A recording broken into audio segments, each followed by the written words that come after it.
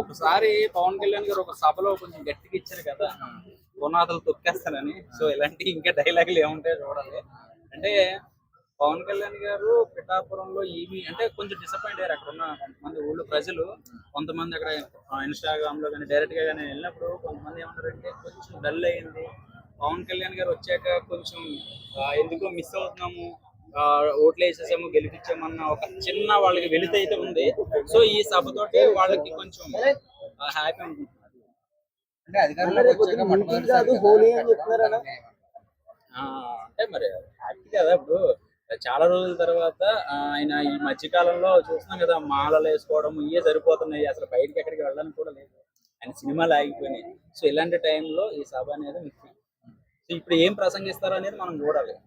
ఆయనకి అత్యంత మెజారిటీ ఇచ్చిన పిఠాపురంలో జరుగుతున్నారు కదా, సో ఈ సభ సందర్భంగా వాళ్ళకి ఏమైనా హామీ ఇచ్చే అవకాశం ఉందంటారా? హామీ ఇవ్వడం అంటే అప్పుడు మనం ఏమి గురించి చెప్పలేము. పొద్దున్న సభ చూస్తే మనం తర్వాత విషయాలన్నీ మాట్లాడడానికి ఉంటుంది. అసలు ఇచ్చిన హామీలు ఏంటి, దానివల్ల ఉపయోగాలు ఏంటి, పిఠాపురం ఎంతవరకు బజ్ క్రియేట్ చేసుకుంది అనేది మనకి అర్థమవుతుంది. వాళ్ళకి ఇప్పుడు వణుకు అనేది పుట్టింది. సో వాళ్ళ మాటల్లో కాకుండా చేతల్లో చూపిస్తున్నారు. ప్రతి అరెస్ట్ కూడాను పోసాని కృష్ణమురళి దగ్గర నుంచి అంతకుముందు గోరుగడ్డ, తర్వాత వంశీ గారు, వీళ్ళందరూ కొంత గారు ఎందుకులే కానీ కొంతమంది వ్యక్తులు వాళ్ళు చేసిన అప్పుడు వాళ్ళ వ్యాఖ్యలు అందరూ మీరు అందరూ విన్నారు. రక్తం మరిగిపోతూ ఉంటుంది వాళ్ళ మాటలు వింటుంటే. ఫేస్ టు ఫేస్ తెలుసుకోవాలి. ఇప్పుడు రెండు వ్యాపారాలు ఉన్నాయి, ఆడువాడు కొట్టుకోవాలి కానీ ఫ్యామిలీ మీదకి వెళ్ళారు. అక్కడ పవన్ కళ్యాణ్ గారి ఫ్యామిలీని తిట్టడం, పిల్లల్ని తిట్టడం, ఇష్టం వచ్చినట్టు బూతులు మాట్లాడడం, దీనికి జాలి పడడం అనేది జరగదు. పవన్ కళ్యాణ్ గారు ఆయన ఏమన్నారంటే, నేను అధికారంలోకి వచ్చాక ఒక్కొక్కడిని అసలు ఎలా అంటే అలా చేస్తానన్నారు. నిజంగా అది ఆయన చేస్తున్నారో లేదంటే అట్లా చట్టం అలా తన పని తను చేసుకుంటూ పోతుంటారు కదా. సో ఈ కేసులు బట్టి ఏం జరుగుతుందని మనం చూస్తున్నాము. సో రేపొద్దున్న ఎవరైనా మాట్లాడాలంటే ఒళ్ళు దగ్గర పెట్టుకుని మాట్లాడాలి. ఎందుకంటే మైకులు ఉంటుండే గమ్మున యువత ఏం చేస్తుందంటే, అరే ఎదవా పవన్ కళ్యాణ్ తిట్టేస్తున్నారు. తర్వాత ఆడు మళ్ళీ అదే కెమెరా దగ్గర వచ్చి క్షమాపణ చెప్పాల్సి వస్తుంది. ఆడు ఊళ్ళో బ్యాట్ అయిపోతుంది. అది తిట్టడం ఎందుకు, ఇలా బ్యాట్ అవడం ఎందుకు? ఏదో ఉద్యోగం చేసుకున్నట్టు నెలకి జీతాలు పంపిస్తున్నారు తిట్టడానికి. అంటే ట్రెండ్ అలా అయిపోయింది ఆఖరికి.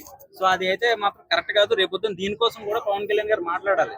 ఎందుకంటే యువత అక్కడున్న అంటే ఆంధ్రాలో చాలా మటుకు ఏమవుతుందంటే ఒక యూత్ లీడర్ని చూసి రెచ్చిపోతున్నారు. అంటే వాడు ఏం చేస్తాడంటే నేను ఉన్నాను రా నీకని ఒక ధీమ ఇచ్చేసరికి ఏమవుతుందంటే గంజాయికి బాగా అలవాటు పడుతున్నారు కుర్రోళ్ళు. 18-17 సంవత్సరాల కుర్రోళ్ళు గంజాయిలకు అలవాటు పడ్డారు. రౌడీ షీటర్లకి కొట్టుకోవడాలు, నరుక్కోవడాలు, నాకేంట్లో నా లీడర్ అసలు ఆడే ఉండడు, లీడర్ ఆడే ఉండడు, వీళ్ళు రెచ్చిపోతున్నారు. సో పెద్ద బోరుగడ్డ లాంటి వాళ్ళే ఈ రోజున ఎలాగా అవుతుందో చూస్తున్నాం కదా.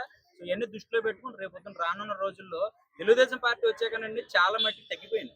కుర్రోళ్ళు అందరూ శాంతం అయ్యి జంపింగ్ చేశారు మళ్ళీ ఇదే పార్టీలోకి. వీళ్ళే మళ్ళీ భయపడి జనసేనలోకి చేరారంటే దాన్ని బట్టి మీరు అర్థం చేసుకోవాలి ఏ రకంగా మార్పు అనేది వచ్చింది అనేది. అంటే ఇక్కడ పార్టీల కోసం నేను మాట్లాడట్లా, మార్పు కోసం మాట్లాడుతున్నా. ఏ పార్టీ మాకు ఎక్కువ కాదు, మీకు ఎక్కువ కాదు, మనకి ఎక్కువ కాదు. మంచి జరిగిందో లేదని చూసుకోవాలి అంతేగాని మనకి పవన్ కళ్యాణ్ వచ్చి ఎవరే బాగా మాట్లాడారు అని చెప్పి నా భుజమే చేసి ₹1 చెక్ ఇవ్వడు. అలాగే లేదా జగన్ గారి గురించి మాట్లాడితే ఆయన నాకేం ఇస్తే వచ్చే మళ్ళీ తిడితే ఇస్తున్నారంట ఆయన. సో అట్లాగైతే ఏమవుతుందంటే ఇక్కడ మనీకి బాగా కనెక్ట్ అయిపోతున్నారు. సో ఇప్పుడు మనం మాట్లాడుకునేది ఏంటంటే ఆవిర్భావ సభ. ఇందులో ఏం జరుగుద్ది ఏంటి అనేది చాలా మంది జనాలు అంటే లక్షల్లో వేలల్లో వస్తానంటున్నారు. అది గ్రౌండ్ మరి సరిపోతుందో లేదో. సో జాగ్రత్తగా ఎలాంటి యాక్సిడెంట్లు జరగకుండా జాగ్రత్తగా ఉండేది. అంటే పవన్ కళ్యాణ్ గారి పేరు ఎత్తుకొని బళ్ళు లేపడాలు, వాళ్ళ గుద్దేడాలు చేస్తున్నారు. సో అవన్నీ జాగ్రత్తగా దృష్టిలో పెట్టుకుని ఉంటే బాగుంటది. అది ఓకే. మీరేమడుతున్నారు?